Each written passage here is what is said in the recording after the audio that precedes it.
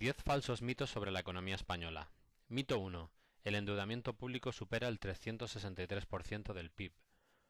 Un análisis realizado recientemente cuestiona la creencia de que España es el tercer país más endeudado del mundo y que entrará en suspensión de pagos. El análisis asegura que esto es falso y que el importe total de deuda del país es inferior al 268% del PIB. Hay varias razones por las que este mito es falso, pero mencionaremos solo dos. Por un lado, la deuda mayorista de los bancos no debería sumarse a la del resto de la deuda del país para calcular la deuda total. Por una simple razón: si usted debe 100.000 euros a un banco y este a un inversor mayorista, esta deuda no debería contarse dos veces. Por otro lado, la deuda tóxica relacionada con el sector inmobiliario representa el 40% del PIB por su valor bruto, pero solo el 20% por su valor neto, puesto que ya ha sido provisionada en un 50%. Mito 2. Las autoridades españolas gastan imprudentemente. El gasto público agregado de España es el segundo más bajo de Occidente, y pronto se convertirá en el país con el gasto público más bajo, por lo que el problema del país no es tanto de gasto público como de ingresos públicos, que son los más bajos de todos los países europeos. Mito 3. España no es competitiva. Esto es inexacto. Los costes laborales unitarios de España han caído un 4% desde 2008, mientras que el de sus tres principales socios comerciales, Alemania, Francia e Italia, han subido entre un 5 y un 10%. Mito 4. España no tiene un modelo de crecimiento para salir de la crisis. Otra afirmación falsa, porque por ejemplo, las exportaciones españolas se han incrementado en un 17% desde 2008, frente al 12% de Alemania, 5% de Francia y 4% de Italia. Mito 5. Para España, lo peor aún está por llegar. Esta afirmación es cuanto menos discutible, ya que España ha reducido su déficit por cuenta corriente en más de un 10% del PIB en 5 años, lo que supone una tarea formidable. Además, el país ha entrado en superávit comercial, algo que sucede por primera vez desde la entrada en circulación del euro. Mito 6.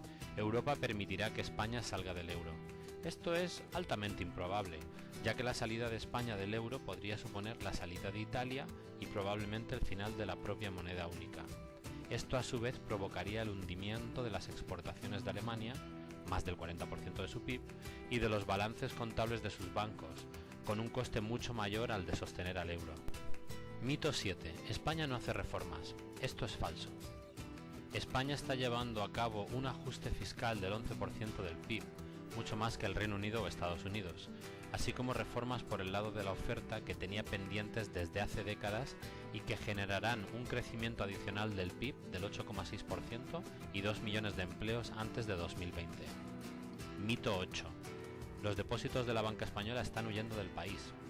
Esto es falso en gran medida, ya que cuando en noviembre de 2011 el gobierno puso límite a la retribución de los depósitos, los bancos convencieron a muchos de sus clientes de que se pasaran al papel comercial, que no tiene límite sobre los tipos de interés y no cuenta como depósitos. Una vez eliminado dicho límite, en agosto de 2012, una gran parte de ese dinero volvió a colocarse en depósitos. 9.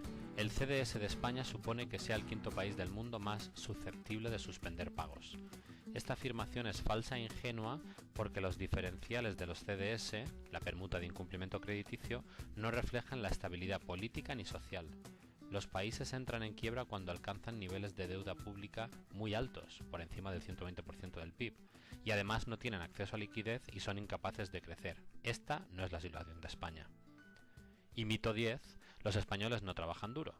El artículo desbarata este mito aludiendo a la extensa jornada laboral existente en España, que según la OCDE es la tercera más larga de los países desarrollados.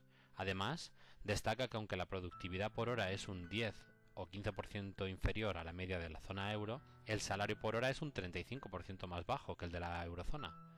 Por ello, los bajos costes laborales, la alta productividad relativa y las largas jornadas laborales explican el éxito de las exportaciones españolas y por qué la inversión extranjera directa ha crecido un 100% entre 2011 y 2012.